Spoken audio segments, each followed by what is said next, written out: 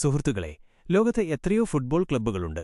പക്ഷേ Real Madrid എന്ന പേര് കേൾക്കുമ്പോൾ എതിരാളികളുടെ ഉള്ളിൽ മിന്നിമറയുന്ന ഒരു ഭയമുണ്ട്. അത് വേറെ തന്നെയാണ്. വെറുമൊരു ക്ലബ്ബ് എന്നതിലുപരി ചോരയും നീരും നൽകി പടുത്തുയർത്തിയ, ആരെയും വിറപ്പിക്കുന്ന ഒരു സാമ്രാജ്യമാണത്. 1902 മാഡ്രിഡ് ഫുട്ബോൾ ക്ലബ്ബായി തുടങ്ങി 19 വർഷങ്ങൾക്ക് ശേഷം സ്പെയിനിലെ രാജാവ് റയൽ അഥവാ രാജകീയം എന്ന പദവി ചാർത്തിക്കൊടുത്ത അന്നുമുതൽ ആ വെളുത്ത ജേഴ്സിക്ക് ഒരു പ്രത്യേക തിളക്കമുണ്ട്. തോൽക്കാൻ മനസ്സില്ലാത്ത വിജയങ്ങളെ മാത്രം പ്രണയിക്കുന്ന ഒരു കൂട്ടം പോരാളികളുടെ ചരിത്രമാണത്. നമുക്ക് അല്പം പിന്നിലേക്ക് പോകാം. 1940കൾ. റയൽ മാഡ്രിഡ് ഇന്നത്തെപ്പോലെ വലിയൊരു ശക്തിയൊന്നുമല്ലാതിരുന്ന കാലം. അവിടെയാണ് സാന്റിയാഗോ ബെർണബ്യൂ എന്ന ഇതിഹാസം വരുന്നത്.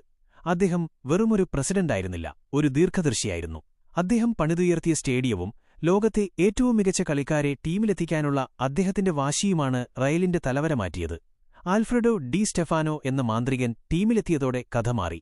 1956 മുതൽ തുടർച്ചയായി 5 തവണ യൂറോപ്യൻ കപ്പ് ഉയർത്തിക്കൊണ്ട് ഞങ്ങളാണ് യൂറോപ്പിന്റെ രാജാക്കന്മാർ എന്ന് റയൽ ലോകത്തോട് വിളിച്ചു പറഞ്ഞു. പിന്നീട് വന്നത് ഗാലാക്റ്റിക്കോസ് കാലഘട്ടമാണ്. Zidane, Ronaldo Nazario, Beckham, Figo ഇവരെയെല്ലാം ഒരേ ടീമിൽ കാണുക എന്നത് ഒരു സ്വപ്നം പോലെയായിരുന്നു. മൈതാനത്ത് അവർ തീർത്ത മാന്ത്രികത ഫുട്ബോൾ ലോകം ഇന്നും ഓർക്കുന്നു. പക്ഷേ റയലിന്റെ ചരിത്രത്തിലെ ഏറ്റവും മാസ്മരികമായ അധ്യായം എഴുതപ്പെട്ടത് 2010കളിലാണ്. ക്രിസ്ത്യാനോ റൊണാൾഡോ എന്ന മിഷൻ മാഡ്രിഡിലെത്തിയതോടെ റെക്കോർഡുകൾ ഒന്നൊന്നായി തകർന്നു വീണു.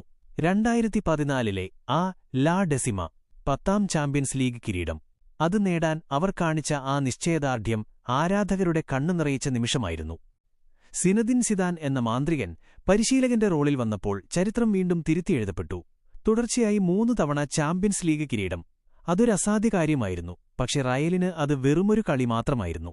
ബെൻസെമയുടെ ഫിനിഷിംഗും മോഡ്രിച്ചിന്റെയും ക്രൂസിന്റെയും മിഡ്ഫീൽഡ് മാജിക്കും റാമോസിന്റെ അവസാന നിമിഷത്തെ ഗോളുകളും. റയൽ മാഡ്രിഡ് എന്നാൽ അവസാന വിസിൽ മുഴങ്ങുന്നതുവരെ പോരാടുന്ന ഒരു വികാരമാണെന്നവർ തെളിയിച്ചു.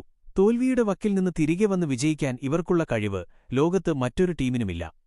ഇന്ന് റയൽ മാഡ്രിഡ് എന്ന പേര് കേൾക്കുമ്പോൾ എതിരാളികൾ ഭയക്കുന്നുണ്ടെങ്കിൽ അതിന് കാരണം ആ 15 ചാമ്പ്യൻസ് ലീഗ് കിരീടങ്ങൾ മാത്രമല്ല, മറിച്ച് ആ ക്ലബിന്റെ ഡിഎൻഎയിലുള്ള ആ ജയിക്കാനുള്ള ആവേശമാണ്. തലമുറകൾ മാറും, കളിക്കാർ മാറും, പക്ഷേ വെളുത്ത ജേഴ്സി അണിഞ്ഞ് സാന്റിയാഗോ ബെർണബ്യൂവിലിറങ്ങുന്ന ആ ടീമെന്നും രാജാക്കന്മാരായി തന്നെ തുടരും.